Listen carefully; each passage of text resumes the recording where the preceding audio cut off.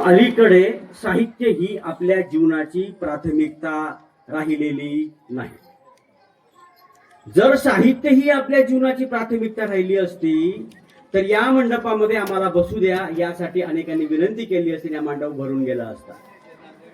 अलीकडे आमच्या जीवनामध्ये पैसा हे मूल्य आलं आणि आमच्या जीवनातून साहित्य वजा झालं.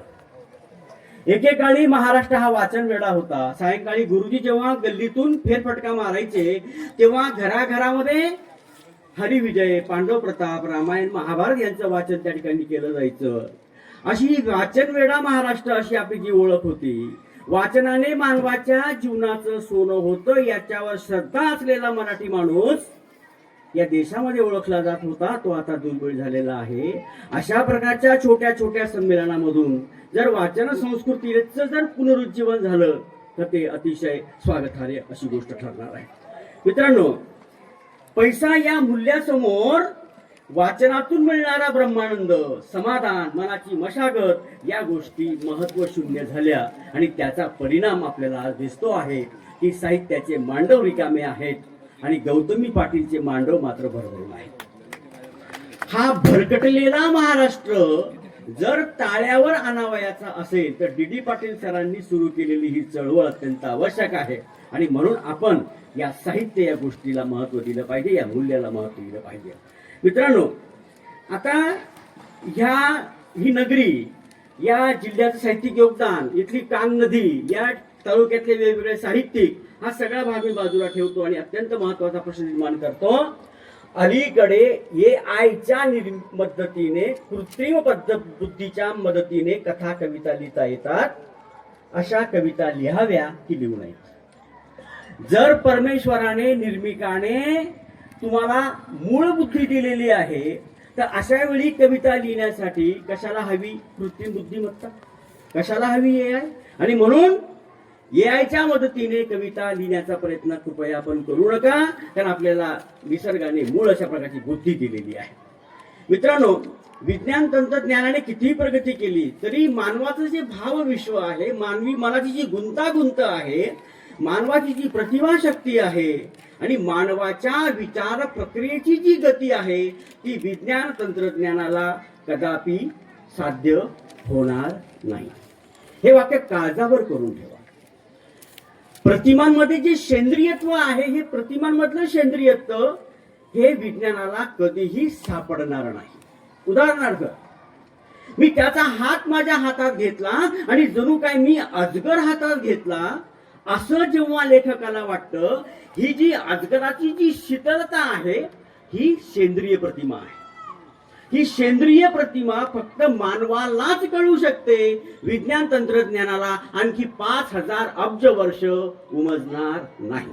आणि म्हणून मानवी बुद्धी, मानवी प्रज्ञा याच्या साह्याने आलेलं साहित्य हेच खरं चिरंतन आणि शाश्वत साहित्य आहे. आणि म्हणून माझ्या तरुण मित्रांना विनंती आहे, हे युवा संमेलन सुद्धा आहे, म्हणून यायला विनंती करून एखादी कविता लिहिण्याचा जो आनंद आहे तो क्षणभंगूर आनंद आहे. आणि म्हणून चांगली कविता जर लिहावयाची असेल तर आपण या साहित्याच्या संदर्भातच तो विचार केला पाहिजे. आणि मानवाची जी मूळ बुद्धी आहे, मूळ प्रतिभाशक्ती आहे, या मूळ प्रतिभाशक्तीचा वापर करूनच आपण ते लिहिलं पाहिजे. कारण लेखकाच्या मनोशारीराशी सेंद्रिय प्रतिमा घट्टपणे या निगडीत असतं आणि म्हणून आपल्याला जमेल तेवढ्या वकुवानुसार आपण आपलं साहित्य लिहावयाचं आहे.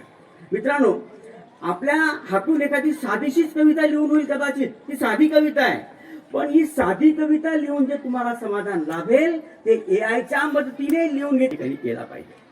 अलीकडे नांदेडकर सर, पगारे सर विशिष्ट अशा ठराविक वाङ्मय प्रकारामध्ये मोठ्या प्रमाणात लेखन होतंय, पण काही अस्पर्शित विषय आहेत. अस्पर्शित विषय, उदाहरणार्थ समीक्षा कोणी लिहित नाही, कोश वाङ्मय कुणी लिहित नाही, नवे कोश कुणी लिहित नाही. अशा नव्या प्रवाहांकडे आपल्याला या नव्या साहित्यिकांना वळवावं लागणार आहे. हे फार फार महत्वाचं आहे. वेगळं काहीतरी लिहिण्यासाठी लेखकाला कष्ट घ्यावे लागतात, हे कृपया काळजावर नोंदवून ठेवा. वेगळं काहीतरी लिहायचं आहे, शाश्वत टिकणारं जे काही लिहायचं आहे, यासाठी तुम्हाला कष्ट घ्यावे लागतील. तुमचा अनुभव विश्व तुम्हाला व्यापक करावा लागेल, तरच ते तुम्ही सगळं करू शकाल.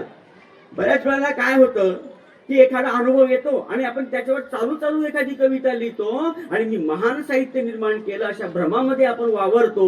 हा भ्रम आपण या ठिकाणी सोडला पाहिजे. पगार सरांनी मगाशी उल्लेख केला की भूमिका, लेखकांनी भूमिका घेऊन व्यक्त झालं पाहिजे. हा विचार फार फार महत्वाचा आहे.